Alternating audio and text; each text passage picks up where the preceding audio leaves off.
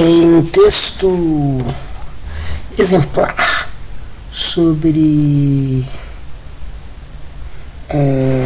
a colonialidade, escrito no final dos anos 80, portanto antes de Desejo Maquínico, o Nick Land, nesse texto que se chama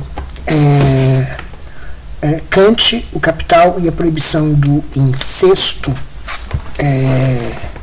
e tem um subtítulo também, que é uma introdução polêmica à configuração da filosofia e da modernidade, um tema que é muito caro a Dussel no seu esforço de pensar a possibilidade de uma transmodernidade, que não é um atentado contra a universalidade ela mesma, ou contra a razão ela mesma, precisamente no caso do Dussel, contra a razão ela mesma, mas é justamente uma tentativa de matizar, nuançar, temperar a razão ela mesma com um elemento que não seja um elemento eurocêntrico. Uma agenda parecida a gente vai encontrar no texto do Cabreira, que não pretende deixar em questão a própria universalidade, mas ele tenta problematizar a universalidade para justamente desconectá-la do eurocentrismo, como o Dussel faz com a razão. Analogamente, no texto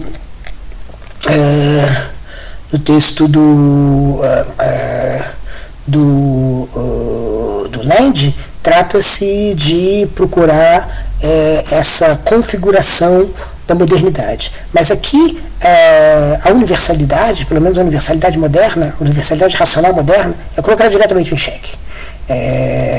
Depois de começar dizendo que justamente esses países que adquiriram independência, pense-se nesse continente, por exemplo, ainda que os exemplos dele são conectados aos exemplos africanos, são países que simplesmente nunca adquiriram nenhuma soberania política, porque nunca adquiriram nenhuma soberania econômica, eles são inseridos dentro do sistema global capitalista que tornam eles completamente dependentes e são, portanto, bantustões.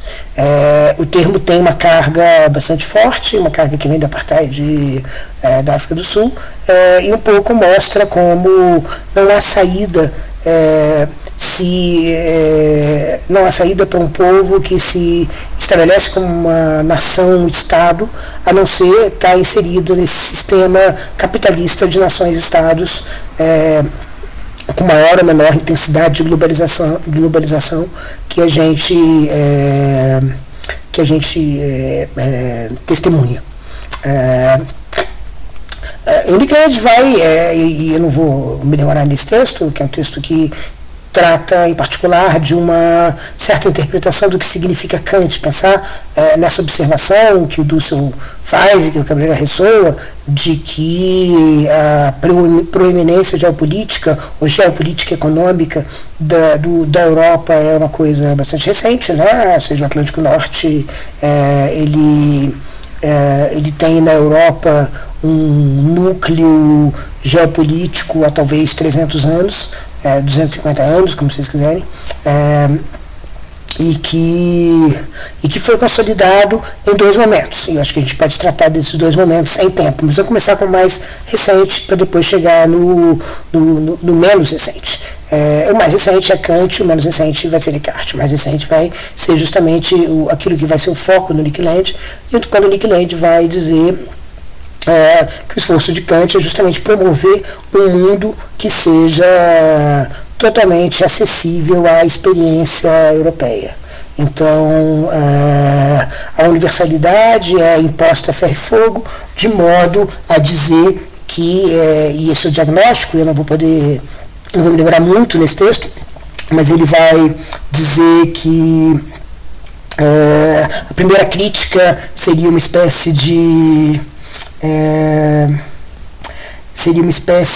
comodificação do mundo, né? Ou seja, a maneira como o sujeito que é concebido através de uma dedução que não pode ser isenta de uma introspecção do ponto em que ele está, né? Ainda que não seja não seja explícito ou consciente por parte de quem o faz, né? Então essa estrutura transcendental é uma estrutura de um sujeito empírico, racional, que é concebido em termos especificamente de uma certa posição. Então se trata de uma estrutura uma estrutura transcendental posicionada, a partir da qual você tem uma experiência que pretende ser uma experiência universal, justamente por essa projeção a priori dessa universalidade. Então esse é o esforço. A universalidade não é alcançada, a universalidade é pressuposta. Então é quase como se fosse uma espécie de exercício de auto-percepção, de introspecção do sujeito substância, que é aquele que vai ser capaz de ter orbitando em torno de si precisamente os fenômenos. Então a fenomenização do mundo é para ele a mercantilização do mundo, a comodificação do mundo. Isso é o trabalho da primeira crítica. O trabalho da segunda crítica seria o trabalho de estabelecer uma moral sem outro, uma moral que não tem autoridade nenhuma, e que você sabe o que fazer diante de todo mundo, e que você não tem você não é jamais afetado pelo outro. Então, por exemplo, diante de uma situação em que há um suposto direito de mentir por amor à humanidade, você teria, para falar bem rapidamente, simplesmente que agir como se não houvesse um outro ali demandando nada. Você age de acordo com uma lei que não é rompida, interrompida e irrompida, blocada, afetada pela existência de um outro que está com sua vida colocada em xeque. Então, justamente, isso é o que ele chama de jurisdição imperial. A jurisdição imperial não pode ter pena, não pode ter pena dos massacres que vão ser feitos em nome disso. Então, lembra do Dussel falando de como Cortés exortava os seus exércitos, mostrando que era preciso fazer aquele massacre, alguns massacres, inclusive traições em nome de um ideal muito maior. A Espanha católica, a cristandade, o ouro que virá. Todas essas coisas juntas, conectadas, como se fosse uma unidade que fosse mais alto que qualquer dignidade. Por quê? Por causa do império, dessa jurisdição imperial. Então isso o Nick Lane está dizendo justamente a jurisdição imperial que é imposta a partir de um princípio moral cúmplice, um princípio moral que é totalmente avesso a qualquer circunstância, que é avesso a qualquer situação empírica. E por fim, a terceira crítica, ele diz, corresponde ao exercício de guerra a tudo aquilo que está nas margens do sistema e continua a resistir. Resistir tanto ao mercado quanto à administração. Então essa terceira crítica seria justamente a crítica que garantiria que, como ele diz, aqueles que qualquer resistência não só seria entendida como vã, como seria sempre muito menor do que se caberia esperar. Então é uma espécie de soberba, para usar o termo que o Dussel usa, uma espécie de soberba do colonizador, como se não houvesse nada que pudesse pará-lo. Ali, justamente, e vejam, para a gente começar a entrar na maneira como o Dussel está pensando nisso, o encobrimento justamente gera essa soberba. É como se ali não tivesse realmente nada e tudo aquilo que aparecesse fosse aquilo que não devesse aparecer. E nem sequer está registrado, ou seja, nem sequer estamos na América, nem sequer se trata de ameríndios, nem sequer se trata de uma população de um outro continente, nem sequer se trata de de americanos, se vocês quiserem, ou melhor dizendo, talvez de, sabe lá, a Bia Ayala, né, de nativos de Abya Yala, nem sequer em Abya Yala se chegou. Se chegou nas Índias e, portanto, aquilo que esbarra o caminho não tem absolutamente registro, é totalmente pronto para o sacrifício e, portanto, a soberba é total. Isso serve um pouco para pensar que, a partir dessa ideia de Bantustão, a gente pode pensar no que são esses estados colonizados, em particular, como eu estou querendo me concentrar, os estados colonizados, esses países, nação, como é que se diz? Esses países, nação,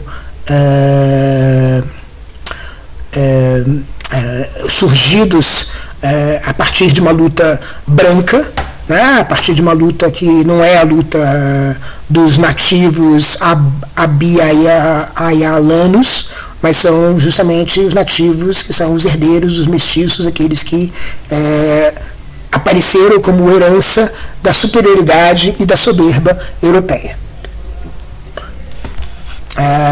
Então esses bantustões, eles são justamente os herdeiros desse continente encoberto.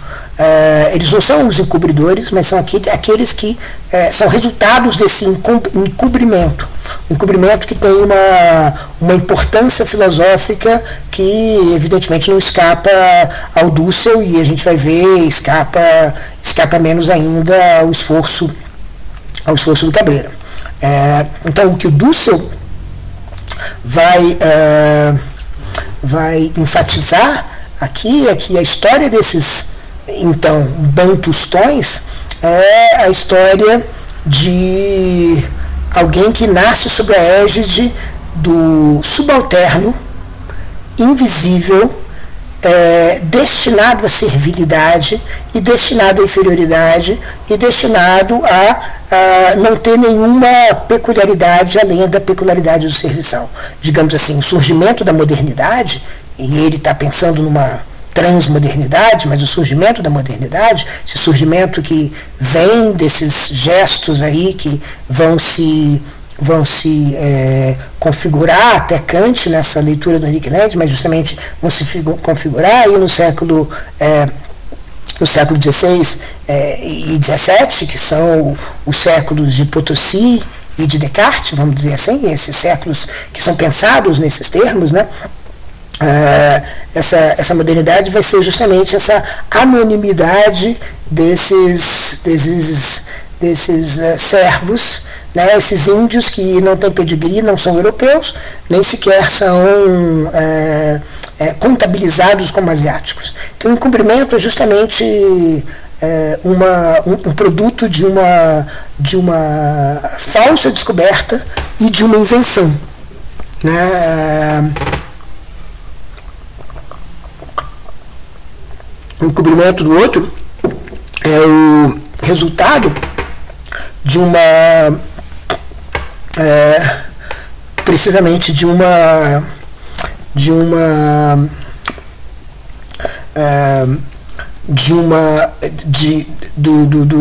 do Cristóvão Colombo morrer pensando que tinha descoberto a Índia, e tanto que essa parte do continente era chamada de Índias Ocidentais, né? Assim, e por muito tempo foi chamada de Índias Ocidentais, para pensar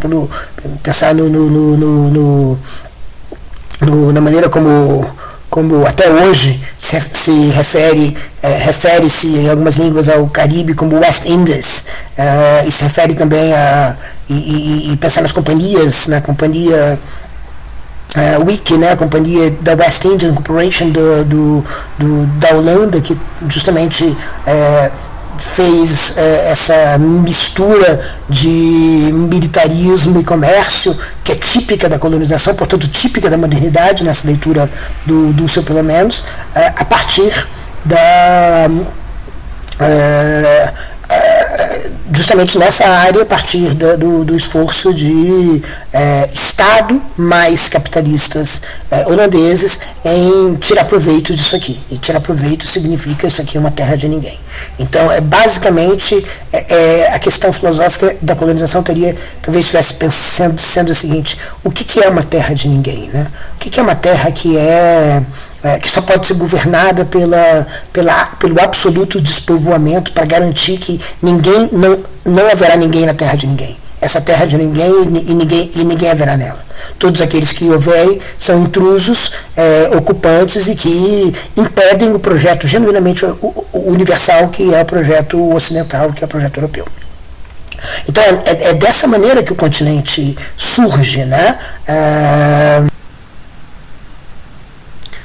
E aqui é que a gente pode pensar no ego, na conexão com Descartes, né? Ou seja, que Husserl faz entre o ego cogito e o ego conquilo. Imagina isso, né? Cortês, o bizarro, um hidalgo, né? Um filho de alguém, né? Que por ter essa espécie de imunidade chega numa terra de ninguém e faz mais ou menos com sua irresponsabilidade aquilo que quer para afirmar o seu ego, nutrido dos delírios religiosos nacionais, econômicos que caracterizam.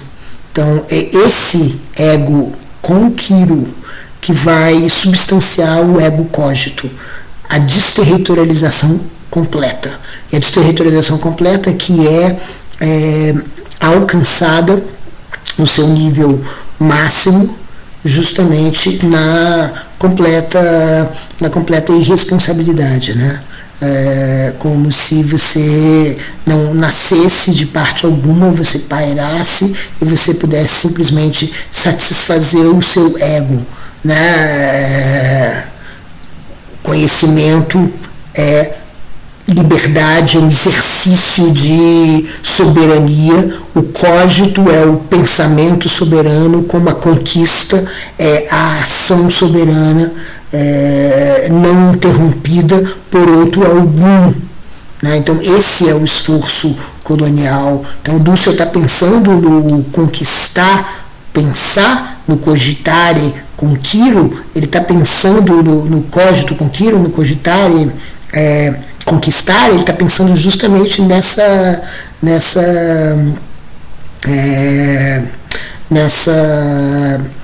semelhança entre o exercício desprovido de qualquer interrupção de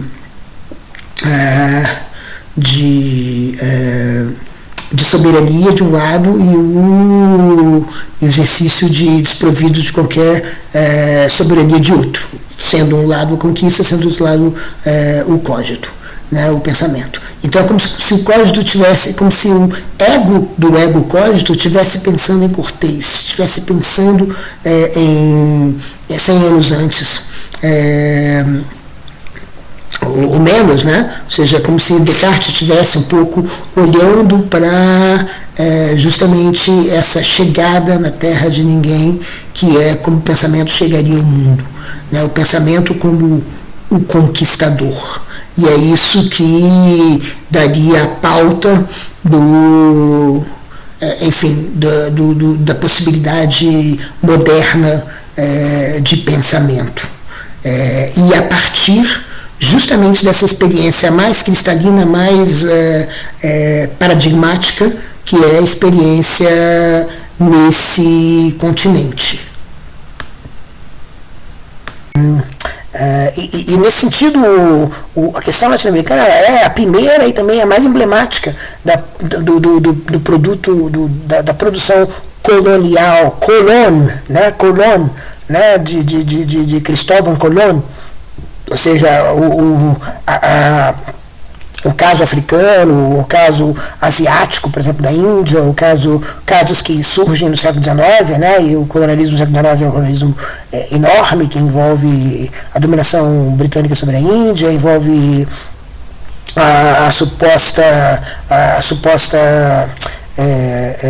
ocupação, invasão da Austrália, da Nova Zelândia, de muitas ilhas da região, e também a partição da África, que já era, de fato, digamos assim, parte do sistema econômico da própria colônia, como a gente sabe.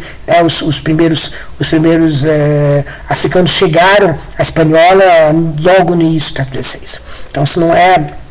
Então, a África, em certo sentido, já estava inserida. De maneira que a América, ela vem como uma espécie de terra de ninguém, terra inesperada, e aqui, então, surge justamente, sem nenhum registro, sem nenhuma possibilidade de controle, surge o absoluto,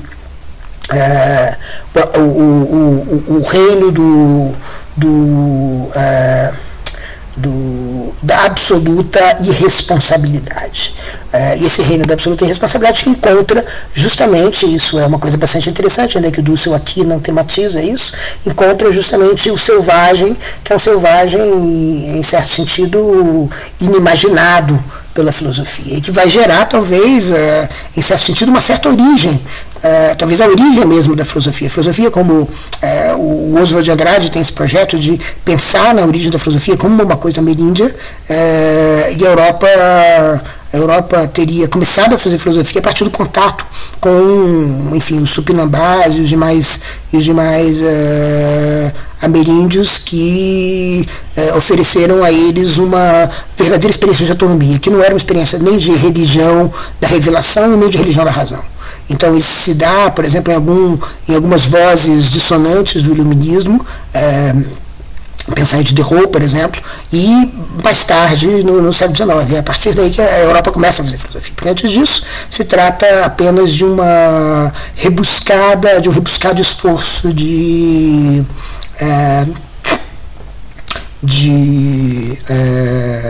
religião da razão. Como consequência disso, é que como consequência desse encontro, que na verdade nem sequer se trata de um encontro, né? Esse encontro que é mal a não poder mais, porque além dos genocídios, das mortandades, dos assassinatos, você tem também toda a guerra química, intencionada ou não intencionada, mas na verdade se trata da imposição a ferro e fogo, e soberba de um modo de vida, né? Então essa terra de ninguém então se torna uma terra de servitude, uma terra de uma segunda Europa, uma Europa do menos, uma Europa cujo pensamento não vai poder ser outra coisa a não ser sucursal do universal, entendido como torcedores, como servidores, como vassalos, como é que a gente pode dizer, como clientes, né, do pensamento europeu. Então, o pensamento que surge aqui, e aqui a gente está fazendo esse salto, que é um salto que eu acho que é importante ser feito, né? O Cabreira enfatiza bastante isso, falando que se trata dessa posição em que se pensa de uma maneira latino-americana. Então é justamente dessa terra de ninguém, né, que pensar a filosofia latino-americana tem que ser levado em conta. Por isso que o cumprimento do outro começa com esse relato que envolve, digamos assim, claro, Cortés, mas envolve também a percepção europeia disso tudo, né, que é a percepção, por exemplo, de alguém como La Boétie ou Montaigne, mas que se consolida, né, ou seja, essa primeira percepção, que é a percepção de uma espécie de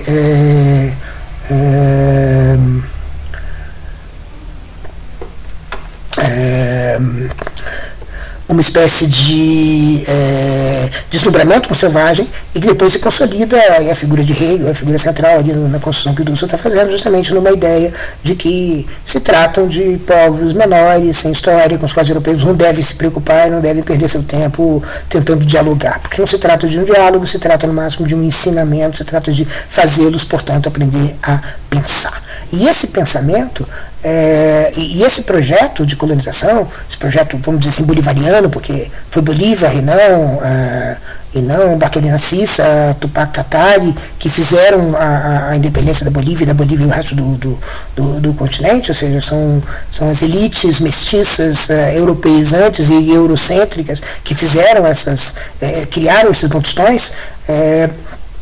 Esse projeto é um projeto extremamente bem sucedido, né? Então a Europa passou a ter clientela. Então, para você ser universal e poder reforçar essa ideia contra, por exemplo, a geopolítica, a centralidade geopolítica, se fala muito de multipolaridade, unipolaridade hoje, enfim, chinesa ou islâmica, né, ou seja, do Mediterrâneo Oriental, né, ou seja, para afirmar essa Europa do Norte que Hegel quer afirmar, nada melhor do que ter uma caixa de ressonância. E a caixa de ressonância, que é o próprio Oceano Atlântico, no limite implementado através de uma parceria custosa com os Estados Unidos e uma dominação de todo esse continente. Então, como prática filosófica, a gente é um exercício de colonização muito bem feita, né? Nesse sentido. Então, é aí que eu acho que é nessa chave que é interessante a gente ler esse texto do Cabreira, europeu não significa universal, sul-americano não significa particular. Porque, justamente, o europeu vai ser, a gente vai, o que ele chama de o cânone T, vai ser justamente o cânone que é o cânone basicamente europeu, que vai definir o que é filosofia, e aí por filosofia você entende pensamento de alta costura, de alto nível, né, o alto pensamento. Então o autopensamento é dado por isso, e todo o resto que é feito aqui são aplicações, instanciações, exemplos localizados, particulares, situados, e portanto que perdem. O situado é aquilo que está em déficit com respeito àquilo que é feito na Europa, mas poderia ser feito em lugar nenhum, né? O idealismo alemão, ele é alemão apenas por uma contingência.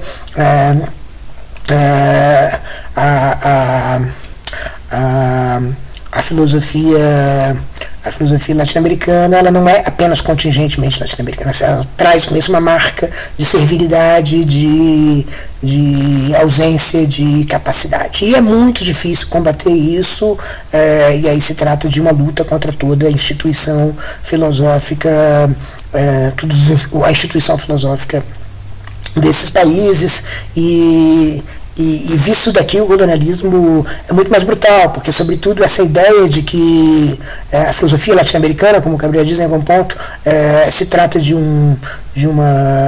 como de um círculo quadrado, se trata de um oxímoro, se trata de uma coisa impensável, é justamente alguma coisa que não é pronunciada por alguém que está do lado de fora e que não está fazendo filosofia na América Latina, mas justamente para aqueles que, por um número enorme de pessoas que fazem filosofia na América Latina, por departamentos como um dos maiores departamentos de filosofia do mundo em termos de números, que é esse aqui, né, e muitos outros que existem por aí na América Latina, são departamentos grandes, enormes, e que tem um impacto sobre as suas cidades que poderia ser enorme, porque tem estudantes, os estudantes têm suas famílias, essas famílias também têm suas repercussões, muitos deles se tornam estudantes, se tornam professores secundários e tal, e toda essa estrutura é uma estrutura que também se dá dentro de uma forma colonizada, mas também é uma estrutura que é grande, mas que na sua maioria ressoa justamente essa imagem de que não há uma filosofia latino-americana, justamente não há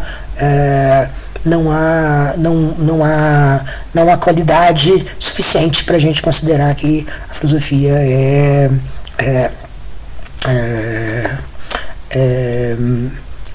possa ser feito na América Latina. Isso já por princípio também é definido a priori, ou seja, basicamente porque você define que o cânone é esse cânone é estabelecido de uma vez por todas, esse cânone é estabelecido justamente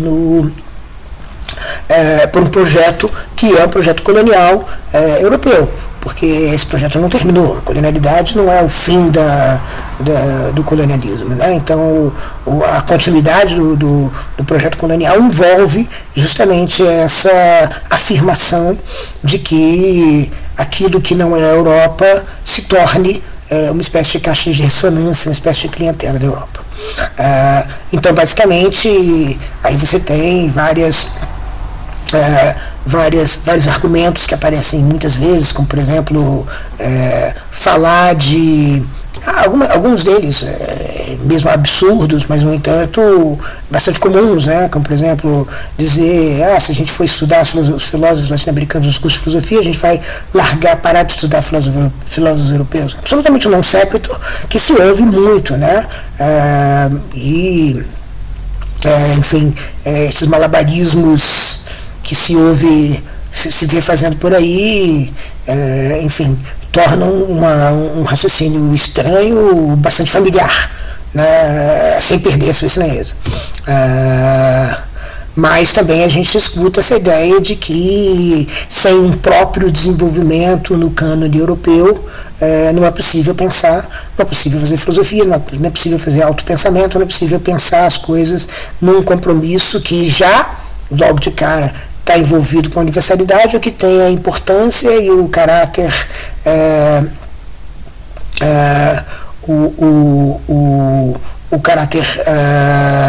o caráter geral, ou o caráter desprovido de uma especificidade totalmente particular, né? A não ser, ou seja, o pensamento que seja filosoficamente importante, aqui o filosoficamente é extremamente carregado, e aqui no debate com Gabriel Ferreira o Cabreira fala, a gente defende, por exemplo, um filósofo, alguém poderia dizer, como o Gabriel Prestes diz, o Gabriel Ferreira Prestes diz, mas veja, o filósofo aqui tem pelo menos uma ideia filosófica, mas isso não define nada. Né, percebe? Então a palavra filosófica já é extremamente carregada e já tem nela mesmo uma carga colonial que não pode ser deixada de lado. De qualquer jeito, a ideia é que só uma formação sólida na história da filosofia europeia possibilita alguém a fazer filosofia. Então pronto, isso é já um imperativo colonial enorme, né? Como é que se desfaz isso, como se precisasse desfazer? E o Gabriel sugere mais ou menos o seguinte: olha, vamos pensar no seguinte, talvez seja importante para alguns tipos de filosofia, pelo menos, que você tivesse algum tipo de formação nos problemas que a filosofia já lidou, ou seja, com alguns gestos do pensamento que possam vir a ser importantes para fazer parte do seu repertório, fazer parte das coreografias que você vai forjar, justamente porque se trata de um processo talvez educativo. Ao que ele vai responder sim, mas justamente parece que o próprio argumento assume que não, porque o pensamento que que deve fazer parte dessa educação é simplesmente o pensamento europeu, como se o pensamento europeu já assumisse esse caráter universal logo de cara. Então, basicamente, não se trata de conhecer o cânone africano, indiano. De fato, os filósofos do Brasil, da América Latina e do Brasil, a situação é mais acentuada, e ele indica essa acentuação, justamente porque no Brasil, justamente não... enfim, no Brasil, na América Latina, justamente a maior parte dos filósofos, e a situação é mais acentuada no Brasil, justamente porque no Brasil parece que o canonité é absolutamente sacrossanto e não há espaço para nenhum tipo de filosofia que não tenha como referência o canonité. E o canonité, no Brasil em particular, é um cânone também atrasado, né? Assim, geralmente é um cânone de 20, 30 anos atrás, porque, enfim, a colonização tem que garantir que a clientela para os livros já usados na metrópole. Bem, então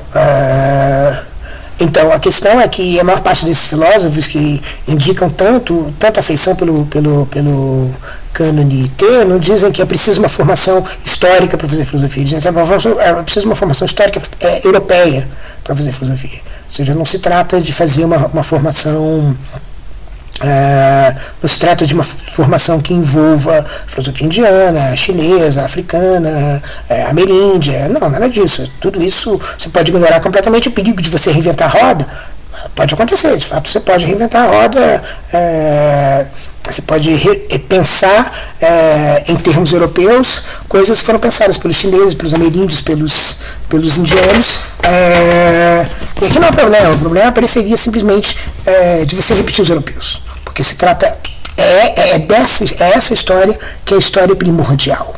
Né? Então, isso é muito interessante. Né? Ou seja, a ideia é que na própria ideia de você precisa de história europeia para fazer filosofia, você está dizendo que você não precisa de qualquer história para fazer filosofia. Você precisa de uma certa história. Você precisa de certos fantasmas, de certos mortos e não de outros. Você precisa de certos espectros. Você precisa de certas reincidências, certas voltas, mas você não precisa de outros. Você não precisa de todos. Você não precisa de saber o que já se pensou no passado, mas apenas já se pensou numa certa tradição. É por isso que a filosofia, enfim, como o pessoal daquele movimento contracolonial importante que se chama porque o meu currículo é branco, né? Ou seja, não se trata mais de ação afirmativa com respeito a professores, nem sequer com respeito a discentes, talvez, mas a outra batalha, e é uma batalha muito complicada, é a batalha de dizer por que nós estudamos brancos, por que os nossos currículos têm só pessoas brancas, por que os nossos currículos têm os sílabos, né, as emendas dos nossos programas é majoritariamente composta de homens brancos mortos. Então, talvez devesse chamar a filosofia de Departamento de Estudos Brancos Masculinos do Passado, né? Departamento de Estudos dos Espectros Brancos e Masculinos, dos Homens Brancos. E, no entanto,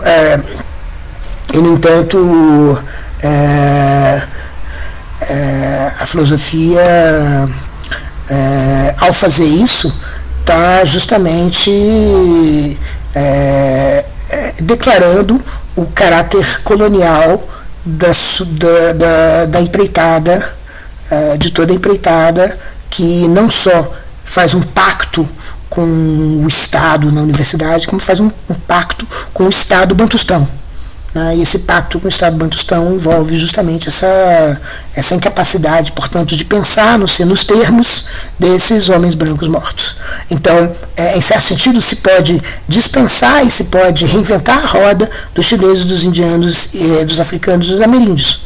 O que não se pode fazer é reinventar a roda dos europeus. E, na verdade, ser cliente significa mais do que não reinventar a roda. Significa nem sequer tentar reinventar a roda. Né? Então, é esse estado da clientela. E é por isso mesmo que, então, não tem espaço para nenhum tipo de experiência autoral. Né? Porque a experiência autoral vai ser uma experiência de ruptura com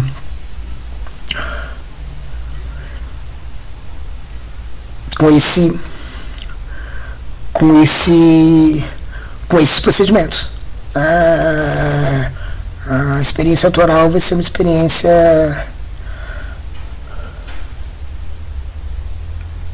vai ser uma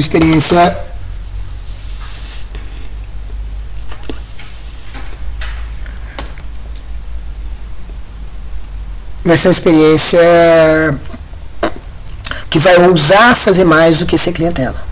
Né? Então, e aí o Cabreira aponta para vários filósofos da tradição do canon europeu que não só desconheciam grande parte da história da filosofia chinesa, indiana, ameríndia, africana, como também desconheciam grande parte da filosofia europeia mesma, né?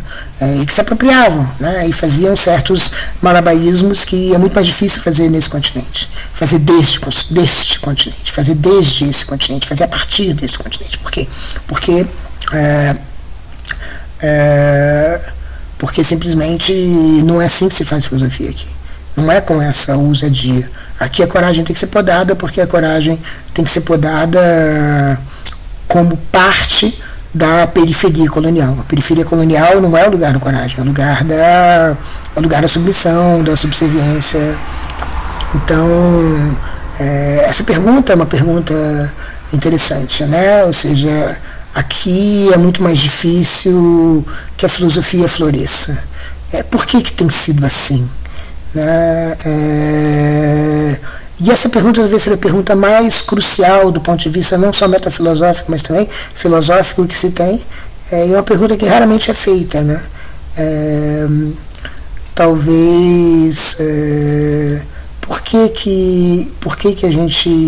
a gente não consegue forjar quais são os parâmetros que a gente está estimulando, não os parâmetros finais, mas os parâmetros medianos, né, que a gente está na nossa educação estimulando para que isso seja tão difícil, né? Porque toda essa dificuldade, essa excepcionalidade do pensamento autoral nesse continente, né?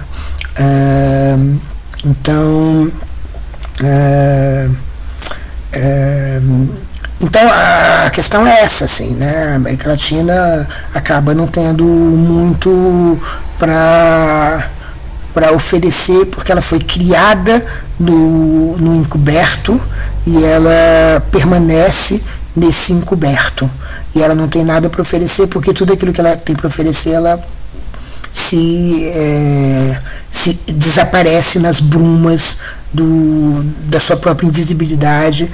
E é como se a criação desses bantustões, a criação desses estados latino-americanos, fosse uma mostra de que os latino-americanos são soberanos o suficiente para cuidar da sua própria subserviência, para garantir a sua própria subserviência, para garantir o seu próprio encobrimento, para garantir a sua própria invisibilidade, para garantir a sua própria servilidade, né? Então, se eles são soberanos o suficiente para isso, eles são soberanos o suficiente para participarem do concerto das nações, ou seja, soberanos o suficiente para participarem de um esquema que é absolutamente prejudicial para eles, mas que eles assumem a subserviência, né? Quando essa subserviência for colocada em xeque, não vai ter nada para se destacar, porque os próprios estados bantustões latino-americanos trabalham no seu próprio encobrimento. E em certa medida todas as instituições desses estados, incluindo aí a própria instituição dos departamentos de filosofia, trabalham para esse encobrimento, trabalham para que essa invisibilidade não seja colocada em xeque. Isso é a colonização interna, isso é o trabalho de colonização que é então terceirizado, alocado para o próprio colonizador agora, que assume a sua subserviência e que cuida da sua própria invisibilidade.